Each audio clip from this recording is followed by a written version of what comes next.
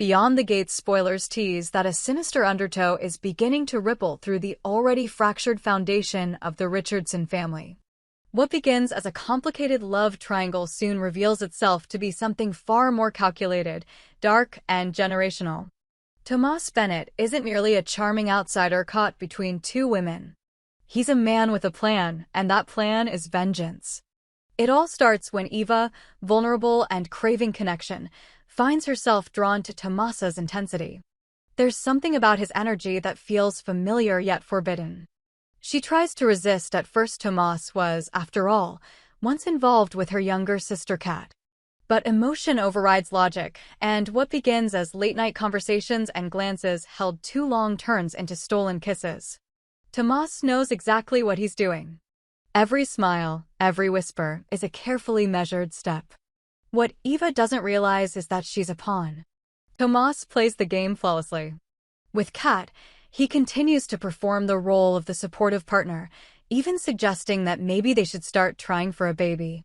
Kat, still uncertain about Tomas's loyalty, is tempted by the idea of building something permanent, something that belongs solely to her. She wants to believe he's changed. He hasn't. What Tomas really wants is control. And children? Their leverage. The layers of his deception deepen when he begins tracking both sisters' cycles, planting seeds of doubt in Kat's mind about Eva's motives. He plays them against each other subtly, creating tension and rivalry without ever showing his hand. When Kat finds out that Tomas and Eva kissed, it feels like a betrayal wrapped in fire. She confronts Eva in the Richardson garden under the soft buzz of twilight. "How could you?" Kat's voice cracks, not just with fury, but with devastation. "You knew I loved him." Eva doesn't deny it. She doesn't beg for forgiveness. "I didn't plan for it to happen," she says, her voice thick with regret. "I didn't know how to stop it. But the damage is done." Kat storms out, vowing never to speak to her sister again. In her pain, she leans deeper into Tomas, desperate to salvage some kind of meaning from the wreckage. It's a tragic miscalculation. She doesn't see that Tomas is already slipping away from her, redirecting his energy toward Eva, feeding her fantasies of love and family. Soon after, both women are pregnant. The news hits like a grenade. Kat discovers it first. She tells Tomas, expecting joy or at least surprise. What she gets is a strange calm, as if he had already known. Then Eva discovers her own pregnancy, and Tomas reacts exactly the same way. He doesn't panic. He doesn't even blink. It's too smooth. Too rehearsed. That's when the alarm bells finally start ringing in Eva's head.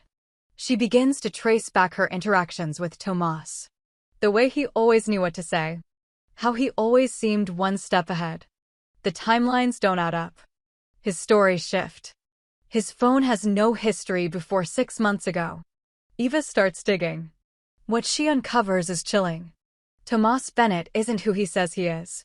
His real last name isn't even Bennett. His birth records tie him to a small family company once swallowed up by Richardson Industries in a ruthless acquisition 3 decades ago. His father, a chemical engineer, was blacklisted by Ted Richardson himself after whistleblowing a scandal that never saw daylight. The Bennetts lost everything. And now Tomas is here, charming his way into the very heart of the empire that crushed his bloodline. Tomas isn't here for love. He's here for revenge. By the time Eva confronts him, it's already too late. She's pregnant. So is Kat. And the family is teetering on the edge of implosion. Was any of it real? She asks him, clutching the edge of a kitchen counter for support. He doesn't flinch. What I felt was real. But I never said I came here by accident. Eva recoils as if slapped. The betrayal sinks deeper than she thought possible. Meanwhile, Kat's denial shatters when she overhears Tomas arguing with someone on the phone. She records the conversation. In it, he talks about leveraging the Richardson name, about taking back what they owe. She confronts him, furious, but he simply tells her the truth. "Your father ruined mine. I'm just returning the favor." Kat is numb. Her first instinct is to protect her child. Her second is to burn Tomas to the ground. She goes to Ted. When Ted Richardson hears the full scope of Tomas's betrayal, something dark awakens in him. For years, he's managed his legacy like a business portfolio, placing people like chess pieces. But this is personal. He calls Tomas to his office. No guards. No cameras. Just the two of them. "You want a war?" Ted says, voice low and dangerous. "You've got it." Tomas smiles faintly. "It was never about war. It was about balance. You took everything from my family. I'm just correcting the scales." Ted doesn't respond. He simply stares. There's nothing theatrical in what follows. Just a man reclaiming control. The story will never leak. There are no police reports. No hospital visits. But those closest to Ted know something happened that night. Something final. In the days that follow, Tomas vanishes. Kat files a restraining order. Eva changes her locks. And the Richardson estate begins the slow work of healing. But the damage isn't entirely undone. The sisters are still pregnant, still reeling, still unsure what to make of a future shaped by betrayal. Kat contemplates terminating her pregnancy, but can't bring herself to go through with it. Eva, too, considers her options, but ultimately chooses to continue. Not because she wants a piece of Tomas, but because she wants to reclaim her narrative. Ted, shaken by how close he came to losing both daughters, takes a leave of absence from the company. He starts writing letters to Eva, to Kat, to himself. Apologies. Explanations. Admissions. For the first time in his life, he's trying to become something more than a mogul. He's trying to become a father. And somewhere out there, Tomas watches from a distance. Bruised, beaten, but not broken. He knows his plan failed. But he also knows the cracks he left behind will never fully close. Eva stood at the edge of the nursery she hadn't wanted to prepare, staring at the pale yellow walls, each one a reminder of everything she'd lost and everything she was about to gain. The silence in the room was not peaceful, it was heavy, coiled, waiting for a reckoning. Kat hadn't spoken to her in weeks. Not since their last conversation ended with slammed doors and the words, "You chose him." But Eva hadn't chosen Tomas. Not in the end. She had chosen truth. Kat, meanwhile, was struggling in private. Her pregnancy had taken a toll physically, emotionally, and mentally. She walked through the days like a ghost, keeping the world at bay with her silence. The idea of raising a child that had been conceived through manipulation tore at her. But she couldn't run. Not from her body, and not from the choices she had made when she believed Tomas still loved her.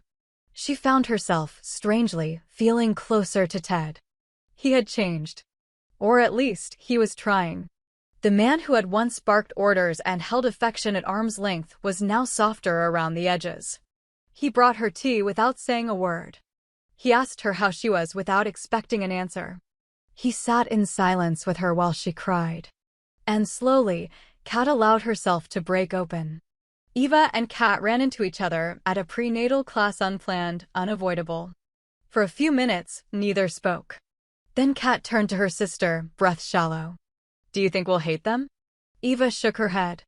"I think we'll fight not to. Every day. But I think we'll love them more." It wasn't a resolution, but it was the beginning of something fragile and real.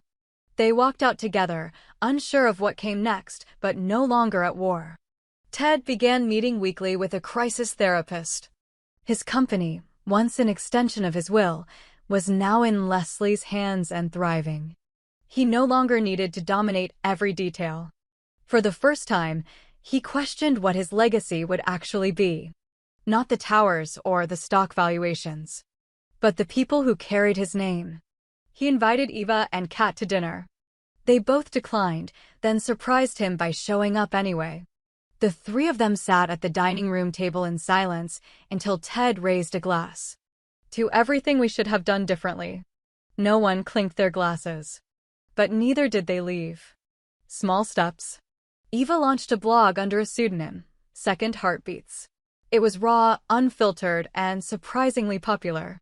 She wrote about betrayal, about rage, about motherhood, about how grief and joy could live in the same house. It became her lifeline. Her readers didn't know she was a Richardson, didn't know she had once fallen for a man who only loved her as a weapon.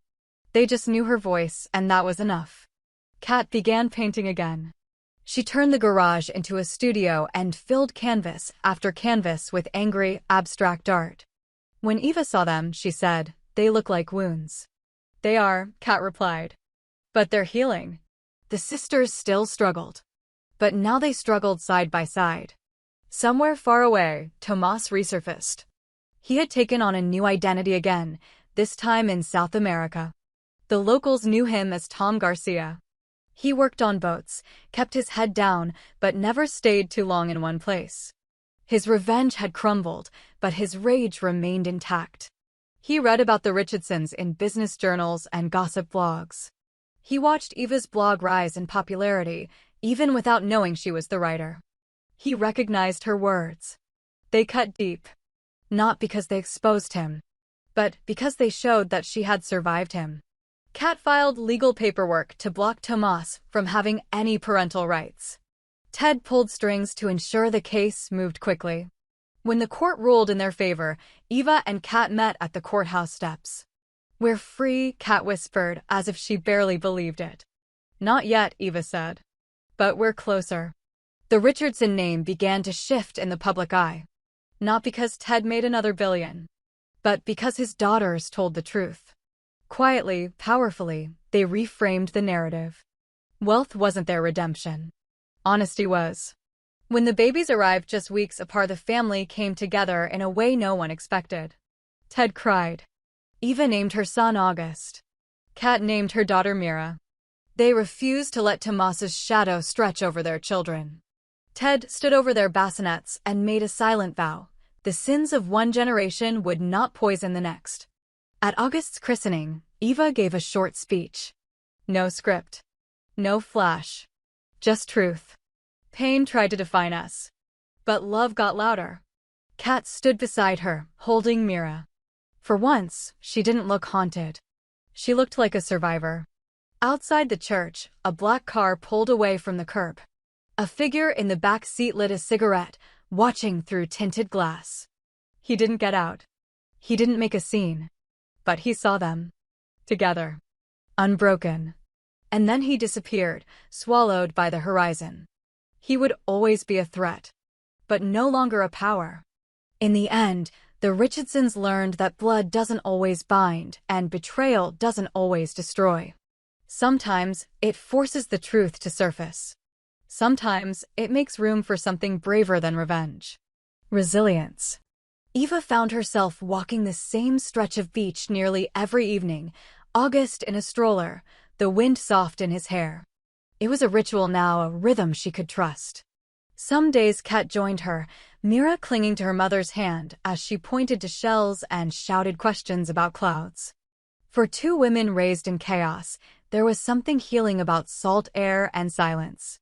The blog had gone viral after Eva published a deeply personal essay titled, "The Child of a Broken Love." It didn't name Tomas or the family. But readers felt the truth pulsing beneath each sentence. She talked about longing, about deception, about choosing to raise a child not as a legacy of pain, but as proof of survival. Comments poured in. Agents reached out. Publishers wanted rights. Ted offered to fund a book tour. She declined. "This is mine," she told him. "I need to know I earned it." He understood. The Ted of old might have pushed. Now he simply offered his support and asked when he could babysit. Kat was moving forward too. Her artwork was gaining recognition not in commercial galleries, but in trauma healing centers. She donated pieces. She taught classes. People responded to her story without knowing its exact shape. She painted scars and let others bring their own meaning to them. There were nights she woke up sweating from dreams of Tomas in them. He never spoke, just watched her from the edge of a room, smiling. But those nights were less frequent now. And when they came, Myra's small weight against her chest was an anchor. Ted started seeing someone again. Not a socialite. Not a merger. Her name was Vanya, former literature professor who wore oversized scarves and didn't know a thing about hedge funds. She challenged him, teased him, told him when he was being a self-righteous ass. The girls were skeptical at first. Then one afternoon, Yvonne sat at the kitchen table and showed Mira how to fold paper stars. Kat smiled. She can stay. The Richardson family had always been built on image, on influence, on control. But over time, something new formed, a quiet strength. They didn't trust easily. They still argued. But their foundations had shifted. They had been tested. They had cracked. But they had not crumbled. Far from them, in a coastal town outside Valencia, Tomas lived under a different name. He worked on docks by day and disappeared into bars at night. His reflection in mirrors no longer looked familiar. The rage had turned to fatigue. The revenge that had once consumed him now felt pointless.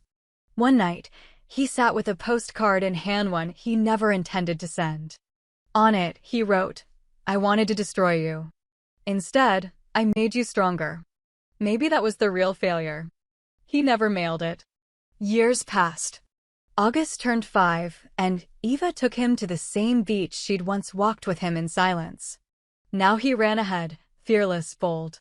She watched him leap into the waves with Kat and Mira beside him. She looked down and noticed a shell in her handmall, broken, beautiful. In a bookstore downtown, Eva's memoir sat on the new releases shelf. Second Heartbeats, a story of choosing again. It was a bestseller. But more than that, it was a letter to women like her. Survivors. Fighters. Mothers of consequence. Kat held an exhibition called Inheritance. It featured paintings not just of pain, but of rebirth. In one of them, two faceless women stood back to back, both holding infants wrapped in fire and light. Beneath it, a placard read, "We raised them from the ashes." Not because we had to, but because we could. Ted retired fully and opened a foundation in honor of his late wife, one focused on ethical business mentorship. His mission wasn't to clean his past, but to reshape the future. And Yvonne? She stayed. She even taught creative writing classes at the community center funded by the Richardson Foundation. She used Eva's essays as teaching material. One night, at a family dinner under garden lights, Ted lifted his glass. To every broken piece that taught us how to bend instead of break. To every lie that made us crave the truth. And to every person who tried to take us down, may they live long enough to watch us rise. No one toasted. They clinked. Hard. Eva stood beside her sister, their children between them, laughter echoing in the background. No headlines. No scandals. Just life, pulsing forward. It hadn't been easy. It would never be simple. But it was real. And real was enough.